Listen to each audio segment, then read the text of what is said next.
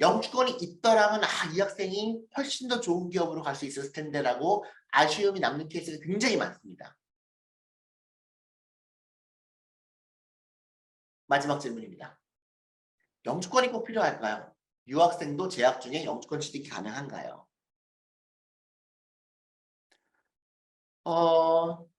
명문 대학생들, 특히나 이제 아이비리그의 큰 대학도 아주 성적이 우수한 학생들의 부모님들 또는 학생들을 만나보면 교수님 제 영주권이 없어서 파이널 라운드 가서 취업이 안 됐습니다. 또는 영주권이 없어서 아예 취업이 안 됐습니다라는 말을 많이 하는데요. 반은 받고 반은 뜹니다. 물론 그런 케이스도 꽤 있지만 영주권이 없을지라도 지금 제가 오늘 세미나에서 말씀드린 것처럼 처음부터 직업을 정하고 직업에 맞추어서 전공과 지역과 대학을 선택을 해서 그 취업에 맞춤인 대학으로 정하고 그리고 나서 그거에 맞추어서 1년을 잘 보냈다면 거의 한 7, 80% 이상의 유학생들이 취업을 합니다. 그게 현실이에요. 그런데 이렇게 하지 않고 유학원이나 학교 카운슬러에서 정해주는 순위에 따라서 내 점수에 맞추어서 입학 중심으로 안전한 대학 선택을 했기 때문에 5%도 안 되는 유학생들이 취업을 못하는 거죠. 취업을 못하고 있습니다. 그런데 일부는 영주권이 있더라면 이 학생이 훨씬 더 좋은 기업으로 갈 수 있었을 텐데라고 아쉬움이 남는 케이스가 굉장히 많습니다. 따라서 할 수만 있다면 영주권을 취득하는 것이 절대적으로 유리합니다. 자, 첫 번째는 학교에 재학 중이 아니더라도 미국 체류가 가능해요. 영주권자들은. 자, 우리 비영주권자의 유학생들은 I-20를 받아서 I-20를 유지하는 기간, 다시 말하면 학교를 돈 내고 다니고 있는 기간 동안에만 내가 미국에 체류할 수가 있지 학교를 안 다니면 무조건 미국을 나와야 돼요. 그렇죠? 그렇기 때문에 학교를 다니거나 미국에 없거나 그 말은 학교를 다니는 동안에 내가 사실은 유학생이 인턴하기가 거의 불가능하단 말이에요. 그렇기 때문에 유학생들이 미국 현지에서 인턴십을 할 수 있는 기간은 여름방학밖에 없는 거예요. 오프라인 인턴십은. 그런데 영주권자는 한 학기 휴학하고 인턴십 할 수 있어요. 돈 받으면서. 그렇기 때문에 시기와 상관없이 장기간 인턴십이 가능하다. 큰 장점이죠. 또 내가 취업을 할 때 파이널 인터뷰 가서 내가 비자 스폰서 필요 없습니다. OPT 이런 거 필요 없습니다. CPT 필요 없습니다. 내가 공무원도 가능합니다. 영주권자는 이제 지방 공무원, 스테이트 가버먼트나 시티 로컬 가버먼트의 공무원까지는 영주권자도 가능합니다. 물론 연방, 페더럴 가버먼트는 이제 시민권자만 가능하고요. 그래서 공무원을 포함해서 시민권자가 가능한 이제 페더럴 잡을 제외하고는 거의 모든 분야의 취업이 제약이 없는 거죠. 그리고 이제 영주권자의 경우에는 이제 인스테이트를 적용받는 경우에 학비가 거의 절반으로 줄어들기도 하고 또 페더럴 가버먼트에서 팹사를 통해서 그랜트를 받기도 하고 장학금을 받기도 하고 CSS 프로파일을 통해서 사립대학 장학금을 받기도 하고 또 이런 여러 가지 장학금 혜택이 있죠. 이제 이런 것들이 영주권자에게만 주어집니다. 따라서 영주권이 있으면 참 좋기는 한데 영주권자라도 취업 절차는 또 대학을 선택하는 그런 어떤 기본적인 방법은 비영주권자 유학생과 동일합니다. 언제 취업이 돼요? 대학교 3학년 때. 어떻게 대학을 정해야 돼요? 내 점수에 맞춰서 내가 순위에 맞춰갖고 정하는 것이 아니라 미리 직업을 정하고 가능하면 그에 맞춰서 대학과 전공을 선택하는 것이 당연히 좋다. 1, 2학년 때 이력서 작성부터 최소 2, 3회 이상의 인턴십 경력을 해놔야지 3학년 때 언캠퍼스 리크루트를 통해서 정규직 전환 인턴십으로 합격을 할 수가 있다. 똑같습니다. 다만 파이널 라운드 가서 이제 유학생들은 비자 스폰서 필요합니다. 그럼 미안하다. 너는 채용이 안 된다라고 하는 게 많지만 영주권자는 이제 그게 없는 거죠. 파이널 라운드에서 유리한 거죠. 자, 그렇다면 영주권이 있는 경우, 영주권자와 비영주권자의 경우 대학 선택의 기준이나 루트가 조금은 다릅니다. 네, 이 부분을 참고하셔야 돼요. 내가 영주권이 있을 경우와 없을 경우 좀 루트가 달라져요. 그리고 대학 선택을 하는 방법, 전공 선택의 방법이 달라집니다. 왜? 영주권자는 스템을 꼭 할 필요가 없거든요. 스템 전공 꼭 할 필요가 없어요. 그렇기 때문에 내가 선택의 폭이 좀 더 넓습니다. 그렇죠? 그리고 내가 중간에 휴학도 할 수 있어요. 그리고 내가 당장 취업이 안 돼서 OPT가 필요 없기 때문에 당장 취업이 안 돼도 조그만 데서 내가 무보수 일을 하면서도 다음 기회를 또 어떻게 내가 할 수가 있단 말이죠. 그런 여러 가지 장점들이 있기 때문에 대학을 선택할 때 조금 더 폭이 넓어질 수가 있습니다. 전공을 선택할 때도 마찬가지고요. 자, 그렇다면 유학생이 재학 중에 영주권 취득이 가능할까? 자, 영주권을 취득하는 방법은 일반적으로 크게 두 가지라고 보시면 돼요. 쉽게 말씀을 드리면 여러 가지 캐테고리가 있지만 하나는 대부분 저도 마찬가지 미국에서 대학을 졸업하거나 대학원을 졸업하고 내가 어떤 회사로 들어가서 그 회사 입사해서 H1B를 받고 취업비자를 받고 취업비자 6년 기간 동안에 내가 그 회사에서 일하면서 영주권 스폰서를 받아가지고 영주권자가 되는 경우가 일반적이에요. 즉 내가 일을 하면서 돈을 받으면서 영주권이 프로세스가 돼서 영주권이 최종적으로 받게 되는 경우죠. 이게 일반적인데 어떤 경우도 가능하냐면 내가 아직은 그 회사에 일을 하지 않아. 그런데 그 회사에서 나를 필요로 해. 그래서 내가 한국에 있건 미국에 있건 그거는 상관이 없고 그래서 그 회사가 이민국에다 신청을 하는 거죠. 내가 이 포지션에 이 직무에요. 네, 이 직무에 이러이런 사람이 필요합니다. 그래서 내가 광고를 내보고 했는데 이 사람이 뽑아지지 않으니까 내가 한국에 있는 또는 미국에 있는 저 학생을 내가 영주권 스폰서를 내서 앞으로 영주권을 받고 나면은 내가 채용을 하겠습니다. 그러니까 채용을 예정하고 영주권을 스폰서해주는 경우도 있습니다.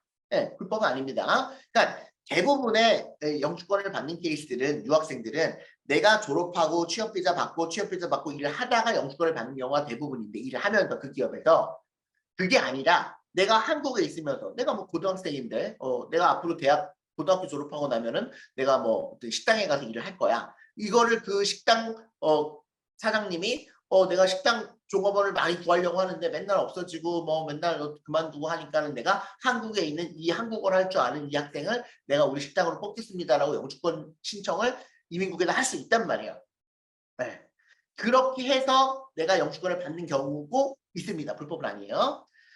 그렇기 때문에 일반적으로 전문직인 경우 전문직은 이제 뭐가 필요해요? 학력과 경력 요건이 직무와 매칭이 돼야 되는 거죠. 기업의 그 포지션과. 그렇기 때문에 대부분 학사 이상을 요구하고 경력을 요구하니까 유학생이 졸업 전에 전문직 취업 능력권으로 취업 영주권을 받기는 불가능합니다.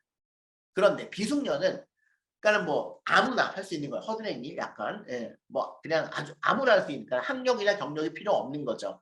이 비숙련으로는 유학생도 재학 중에 영주권 취득이 가능한 거죠.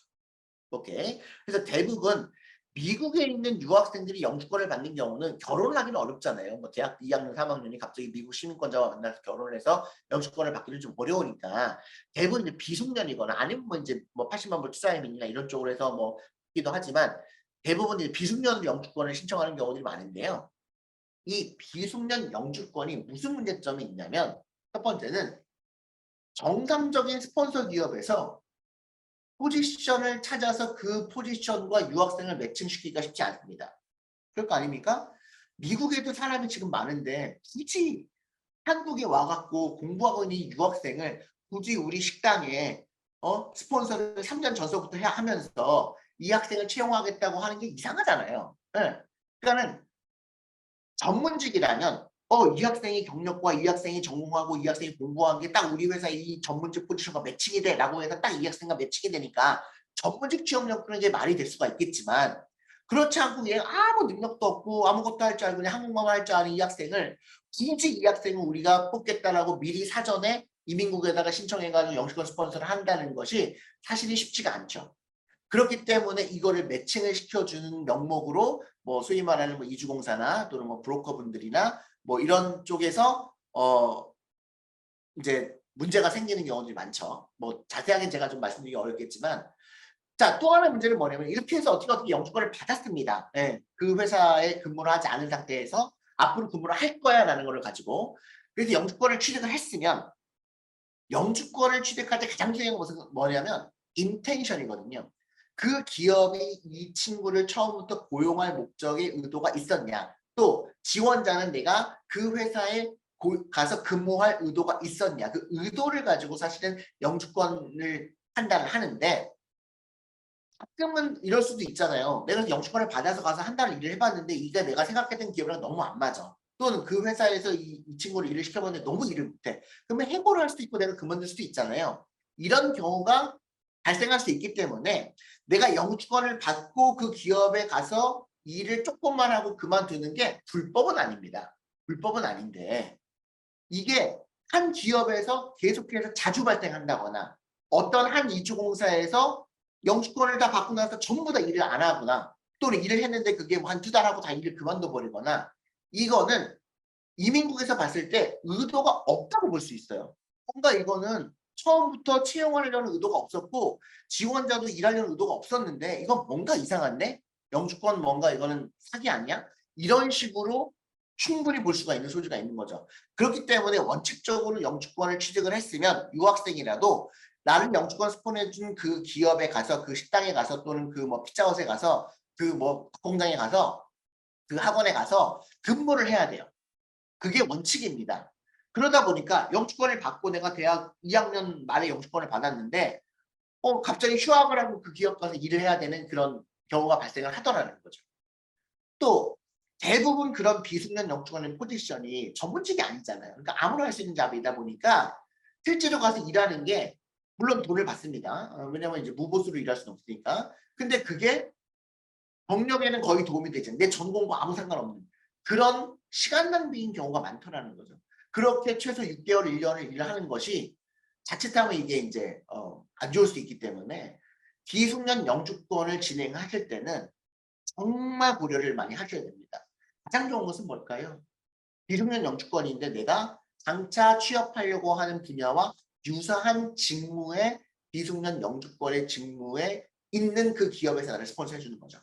그래서 내가 최대한 빨리 1학년이나 2학년 때 영주권을 받아서 그 영주권자로서 그 기업에 가서 내 경력에 도움이 되는 근무를 하는 거예요. 그리고 나서 3학년 때 그 경력까지 포함해서 내가 영주권자로서 그 기업 가서 근무한 경력까지 포함해서 언캠퍼스 리크루팅을 들어가는 거죠. 그게 베스트 시나리오입니다. 쉽진 않지만 그렇게 비숙련 영주권을 진행을 하시기를 저는 권해드려요. 그렇지 않고 일도 안 하고 그냥 돈만 내서 영주권을 산다거나 실제로 그게 뭐 한두 명은 그럴 수도 있겠지만 그게 막 10명, 20명, 뭐 여러 명 그렇게 한다거나 그럴 경우에는 자칫 이게 큰 문제가 생길 소지가 굉장히 높습니다. 따라서 영주권을 받는데 너무 집중하시고 영주권을 취득하는 데만 생각하시기보다는 그 이후의 문제점들 또 취득하고 나서도 이게 나중에 문제가 될 수가 있거든요. 또 취득하고 났는데 또 학생의 어떤 미래와 어떤 연관성, 경력과의 연관성 이런 것들에 대해서도 충분히 고민을 하셔서 신중하게 진행하시기를 다시 한번 당부 말씀드립니다.